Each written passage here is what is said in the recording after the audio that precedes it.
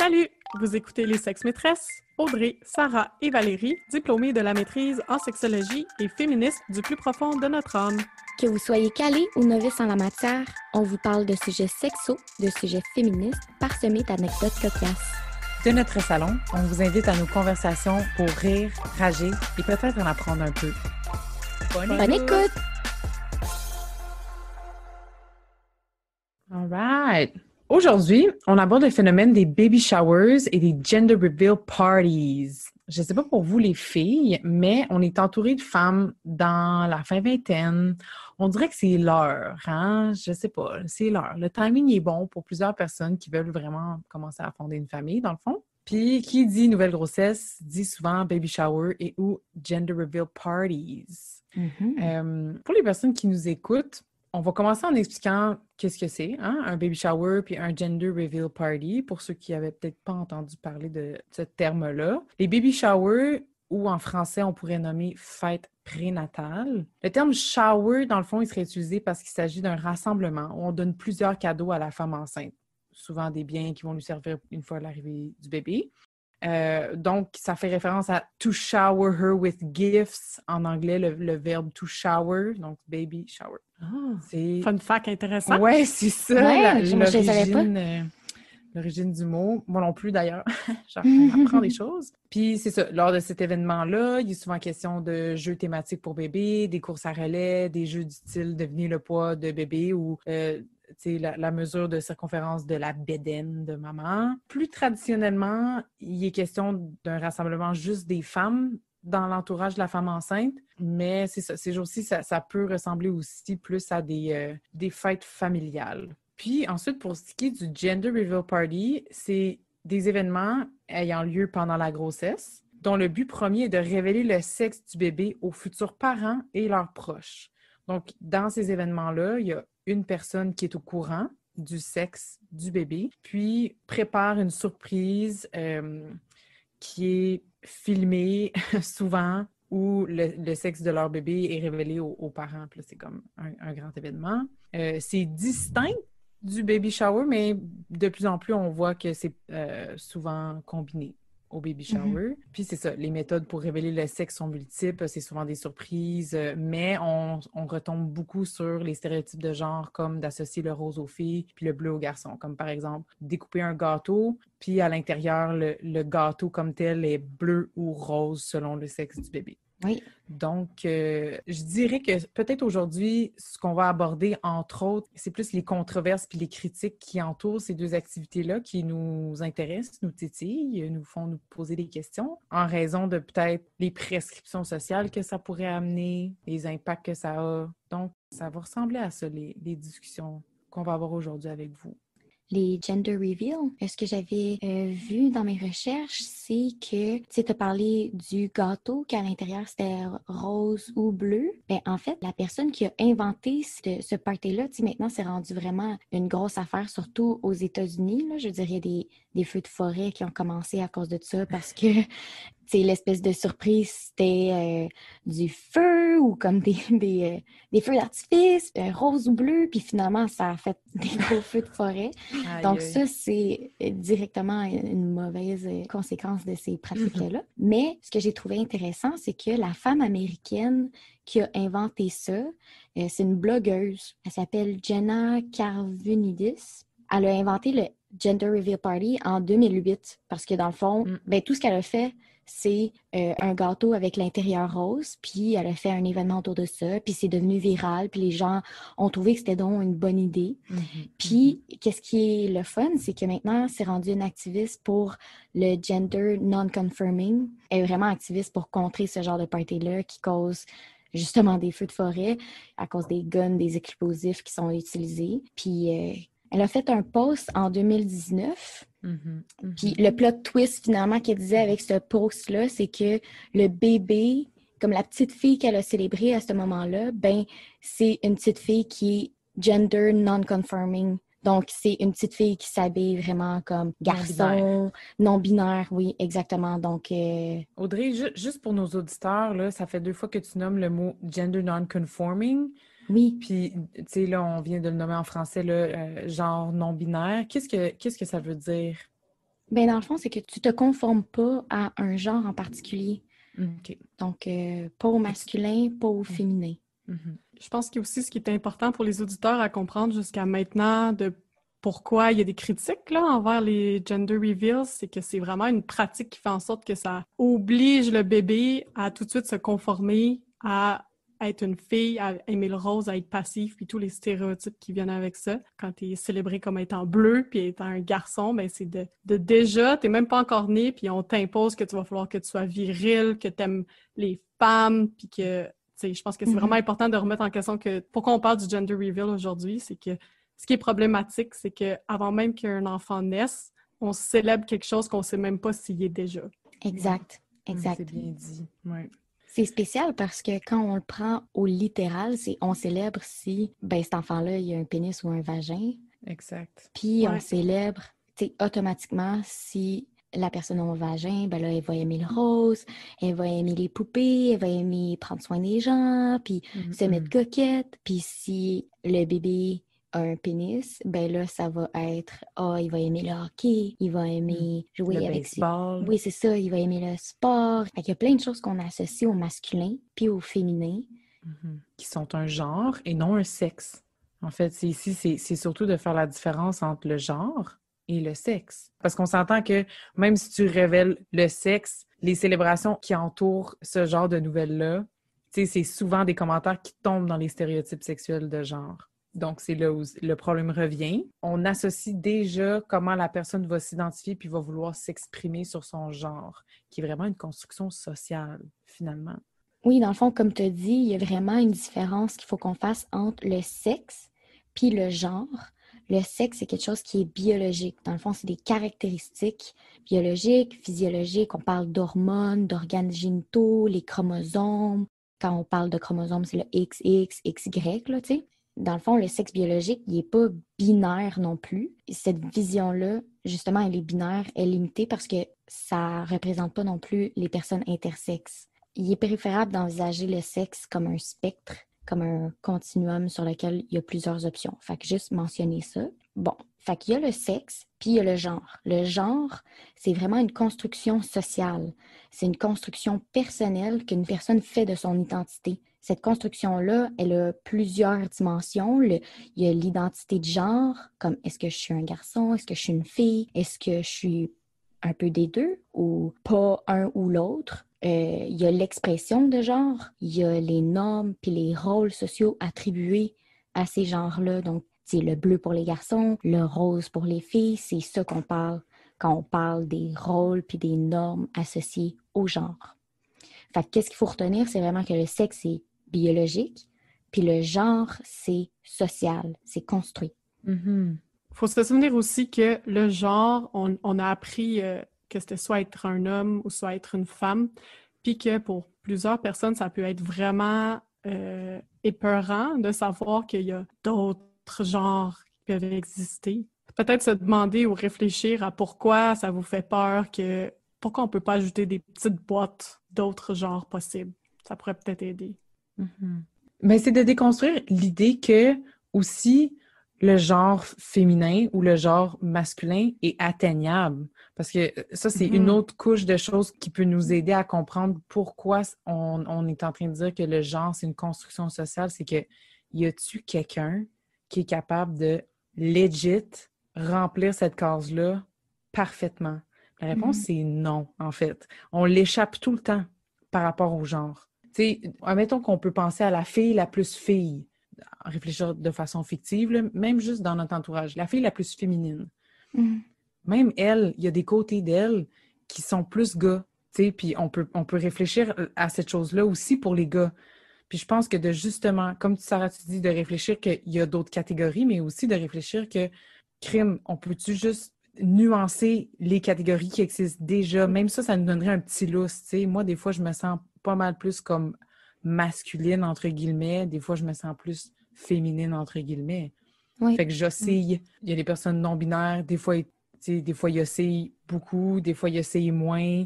Des fois, ils veulent pas se placer du tout, etc., etc. Puis je pense que ça peut juste alléger notre tâche de devoir se représenter dans la société si on fait juste comme exploser les repères, Oui. exploser la façon dont on se montre aussi en société en tant que femme ou en tant qu'homme. Je pense aussi que ça pourrait aider à défaire justement les stéréotypes dont on parle depuis le début, comme le rose pour les filles, le bleu pour les garçons. Puis je pense que j'aimerais donner un exemple concret. Une de mes collègues de travail a un garçon qui avait 5 ans environ, puis qui allait aller à la maternelle. C'était comme c'était la rentrée scolaire, sa première rentrée scolaire à vie.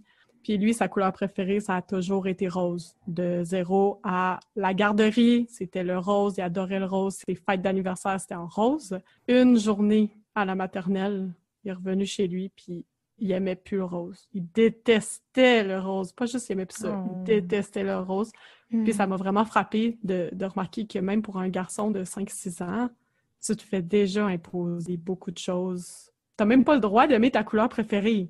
Je voudrais mettre un petit fun fact parce que c'est juste depuis le début du 20e siècle qu'on attribue le rose pour les filles puis le bleu pour les garçons. Le bleu, avant, il était attribué aux filles parce que c'était la couleur associée à la Vierge Marie, à la douceur, à la maternité. Puis le rose, ben c'était pour les garçons parce que c'était un ton plus doux que le rouge, puis ça représentait la force, l'autorité.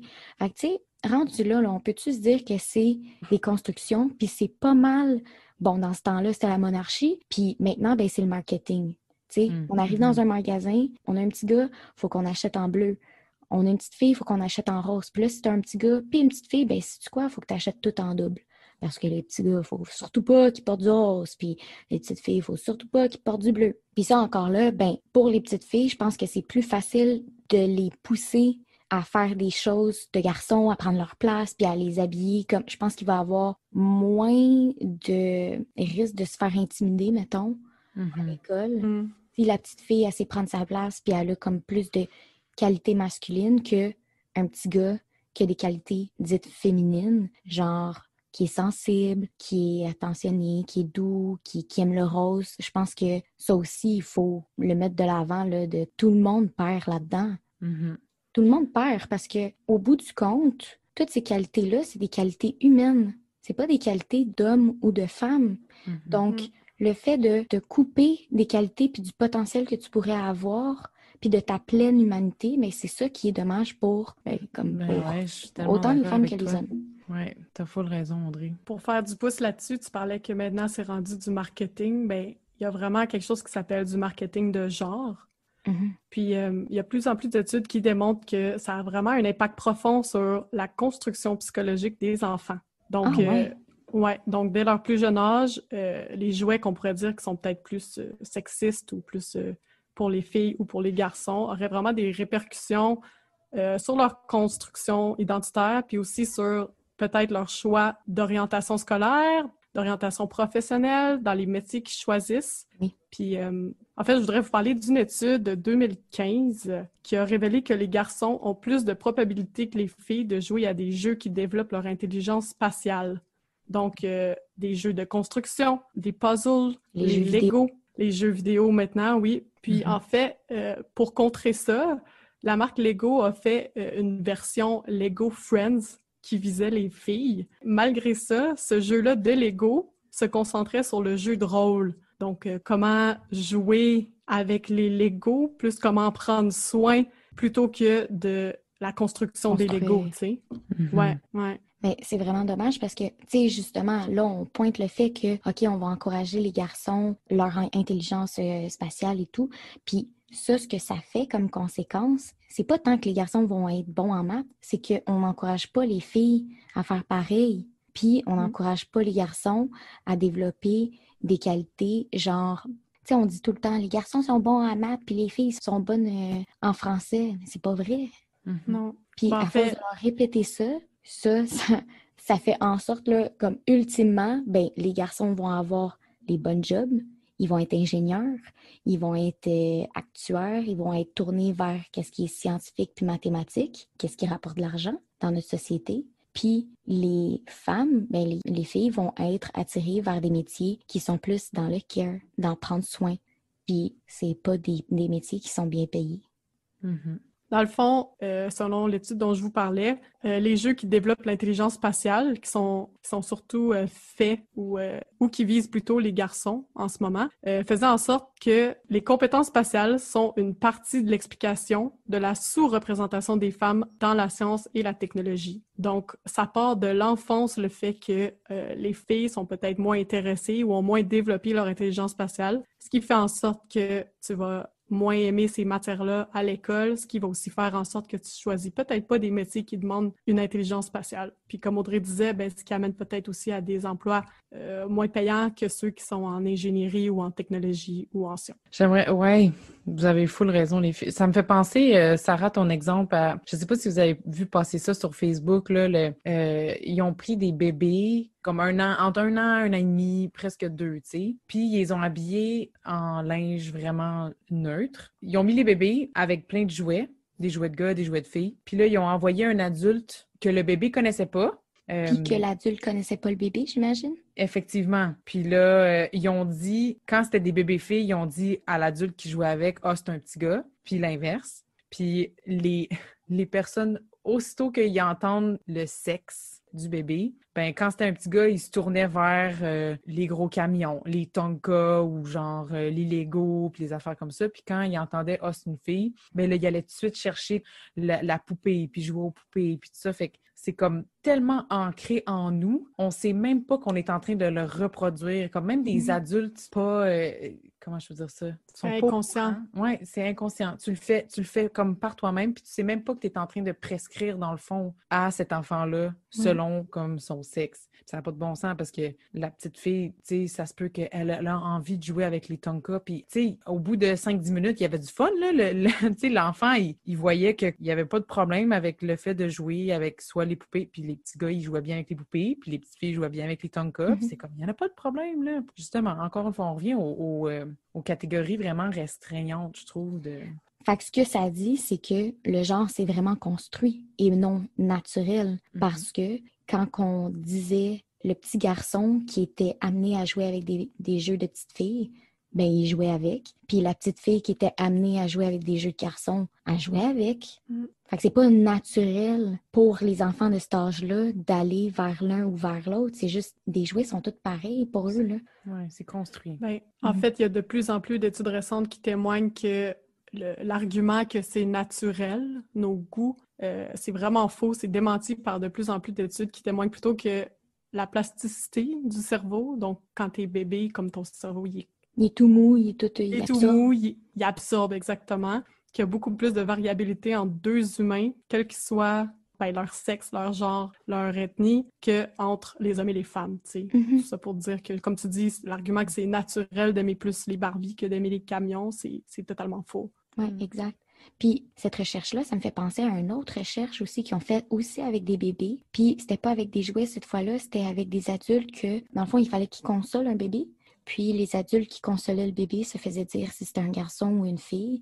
Puis, ben, quand l'adulte consolait ce qu'on y avait dit que c'était un garçon, ben, l'adulte était comme « Oh, il est fâché, hein, t'es un garçon fâché. » Puis c'est comme ça qu'il le consolait. Puis quand c'était un bébé dite fille, ben, c'était comme « Oh, elle a de la peine. » Fait que même les adultes qui consolent, c'est tellement ancré que même les adultes qui consolaient les bébés, ils changeaient leur manière de consoler puis leur raison pour laquelle ils consolaient à partir du genre du bébé. Ouais. Dans le fond, tu veux dire que les bébés garçons étaient peut-être moins consolés dans la tête des adultes. Il était plus fort, il était plus capable de se consoler lui-même. Puis les petites filles étaient plus réconfortées.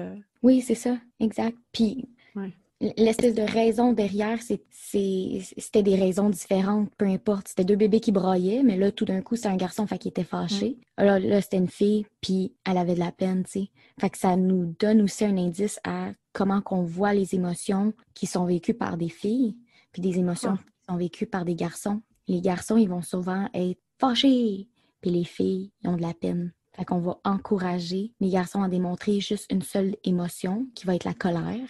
Puis les filles, elles vont avoir plus de range d'émotions qu'elles peuvent exprimer, genre.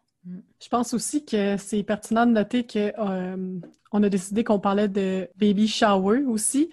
Puis, on n'a peut-être pas fait assez de liens là, jusqu'à présent dans l'épisode, mais notre lien avec tout ce qu'on parle qui est de genre, puis les baby showers, c'est que dans les baby showers, comme Val a bien décrit, on reçoit beaucoup de cadeaux. Puis quand on reçoit ces cadeaux-là, en tant que futurs parents, c'est souvent des cadeaux genrés. C'est pour ça que le gender reveal a lieu avant ou pendant.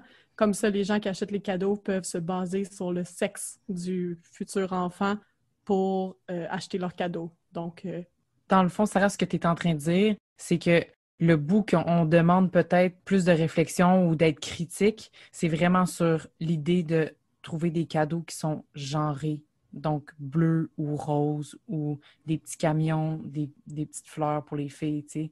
De regarder au-delà de ça ou de regarder des façons de trouver des trucs qui pourraient s'appliquer aux deux genres. Exact. Donc, pour wrap up tout ça, aujourd'hui, on a abordé des pratiques qui, à la base, se veulent festives et positives pour l'arrivée d'un bébé. Mais il est important d'observer avec un œil critique ces pratiques-là. Ces pratiques vont renforcer les stéréotypes de genre, puis ça va ultimement invisibiliser toute une partie de notre humanité.